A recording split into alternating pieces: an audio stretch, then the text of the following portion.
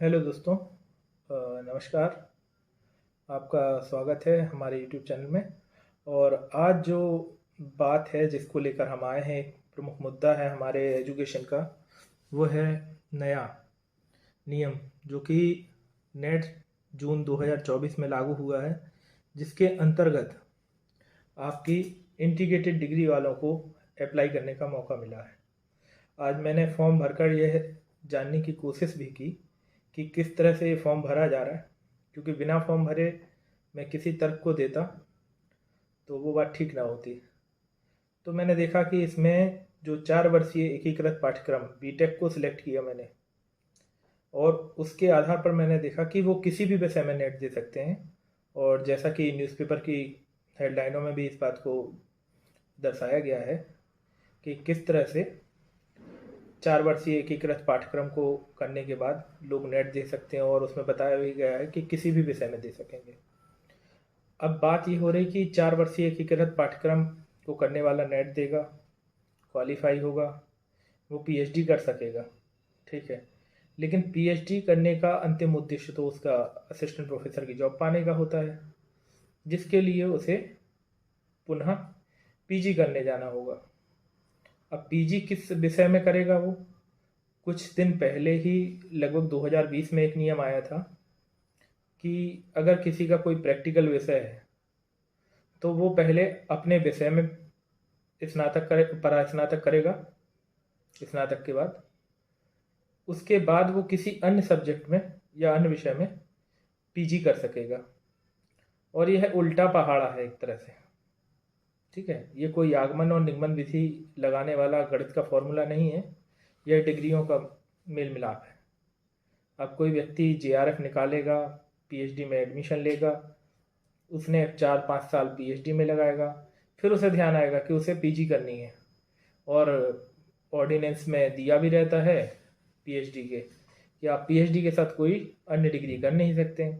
तो वो किसी भी पत्राचार या डिस्टेंस के माध्यम से भी वो पीजी कोर्स नहीं कर पाएगा। तो कुल मिला के बात यह है कि अगर जब असिस्टेंट प्रोफेसर की योग्यता आप दे रहे हैं और असिस्टेंट प्रोफेसर बनने के लिए पीजी ज़रूरी है, तो बच्चे को पहले पीजी ही कराए जाते। क्यों उसको पहले से नेट जेआरएफ करा के पीएचडी कराई जाए, फिर उसके बाद वो पीजी में आए? मतलब एक सुल्तान थे, मोहम्मद बिन तुगलक मोहम्मद बिन तुगलक, कुछ उसी तरह के फरमान चल रहे हैं। उसकी योजनाएं अच्छी थी, नो डाउट, लेकिन वो समय के अनुरूप नहीं थी, व्यवस्थित नहीं थी।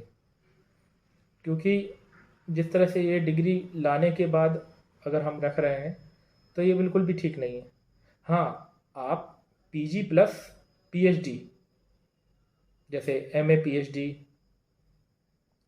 या एमएड पीएचडी, इस तरह का कोर्स संचालित करें पहले, उसमें प्रवेश के लिए नेट रख दें तो भी ठीक है कि बच्चा नेट क्वालिफाई है, पीजी में भी एडमिशन लेगा और पीएचडी में ले लेगा, दोनों उसका एक साथ हो जाएगा। भले चाहे साल एक कम कर सकते हैं, इंटीग्रेटेड कोर्स उसको भी बना सकते हैं, एकीकृत पाठ्यक्रम तो बहुत सारे चल ही रहे हैं, तो इस तरह का कोर्स कर देते तो उसको नुकसान तो ना होता। एक मेरा खुद का अनुभव यह है कि जैसे पहले बीकॉम वालों से, और अभी भी दिलाते हैं, सीटेट का एग्ज़ाम लिया जाता है, टेट का एग्ज़ाम लिया जाता है, लेकिन उनसे सेकेंडरी लेवल का टेट लिया जाता है, मतलब मिडिल का 6 to 8 वाला। अब वो आगे तक चलता था पहले बीएड का, अब तो मिडिल वाला खेल भी हो गया, प्राइमरी अलग मिडिल अलग, और बीएड लगातार बाहर अंदर होता रहता है, कभी प्राइमरी में शामिल होता है, कभी प्राइमरी के बाहर होता है, ठीक है। तो इसी तरह का कुछ इम्प्लीमेंट यहाँ पे है कि जब वो बीकॉम वाला सीटेट क्वालिफाई हो जाता है, टेट क्वालिफाई हो जाता है, लेकिन जब वो वैकेंसी भरने के लिए आता है और वो देखता है कि सामाजिक अध्ययन में भरे, तो सोशल स्टडीज़ में क्या होता है कि 4 सब्जेक्ट में से उसे 2 का कॉम्बिनेशन लेना होता है, और बीकॉम वाले के पास होता है व्यवसायिक अर्थशास्त्र और कॉमर्स के सारे सब्जेक्ट। और जो सोशल स्टडीज़ में सब्जेक्ट मांगे जाते हैं वो होते हैं हिस्ट्री, ज्योग्राफी, पॉलिटिकल साइंस और इकोनॉमिक्स। और इकोनॉमिक्स तो इसकी काउंट भी नहीं करते हैं कई जगह वहाँ। तो इस तरह से क्या है, बीकॉम वाले केवल पैसा देने, फॉर्म भरने, परीक्षा देने, और लगातार वो प्रयास करता रहता है जब तक पास नहीं हो जाता, और जब पास हो जाता है उस सी टेट टेट की परीक्षा में वैकेंसी भी बहुत दिनों में आती हैं, और जब वो आवेदन करता है तो उसे पता चलता है कि वो बाहर है। तो या तो केवल प्रतिभागी बढ़ेंगे इस पूरी प्रक्रिया से कि बीटेक वाले सबसे ज़्यादा आएंगे, क्योंकि अभी तक एकीकृत पाठ्यक्रम चलते ही कितने थे, ठीक है। और 75% का जो आंकड़ा भी अगर मान लो रखा भी है तो उसको ज़्यादातर बीटेक वाले करेंगे। और वो दिन दूर नहीं जैसा बैंकिंग सेक्टर में हुआ। एक समय होता था कि बीकॉम करने वाले बड़ा उससे सोचते थे कि उनकी बैंकिंग में जॉब लग जाएगी, लेकिन 2012 से देख रहे हैं लगातार बीटेक वाले उसमें घुस रहे हैं, क्योंकि वो चाहे जैसा कॉमर्स पढ़ के आया उससे कोई मतलब ही नहीं है। एक सामान्य सी, मतलब परीक्षा कठिन है लेकिन एक सामान्य पाठ्यक्रम रख दिए गए। जोग्राफी, वो क्या कहते हैं, मैथमेटिक्स है, रीजनिंग है, जीए जीएस है, कंप्यूटर है।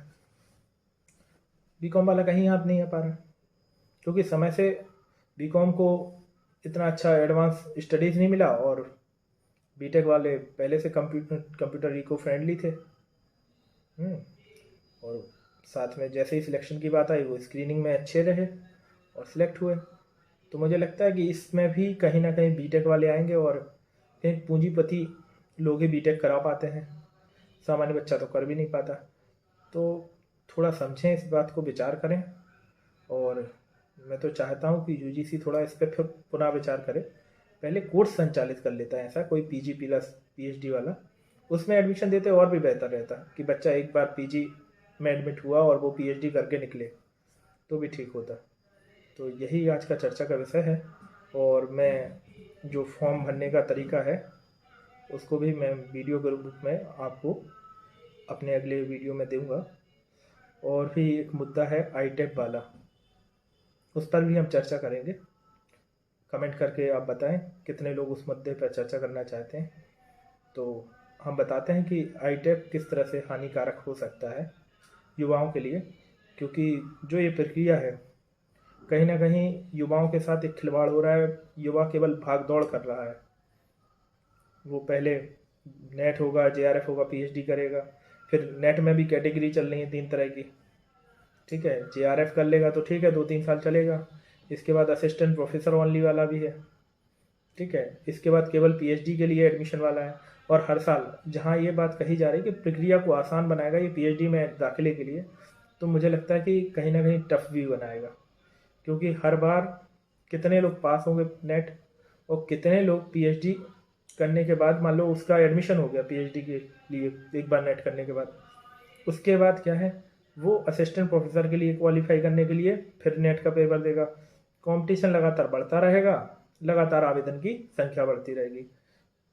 किसको पैसा फ़ायदा होगा? टेस्टिंग एजेंसियों को।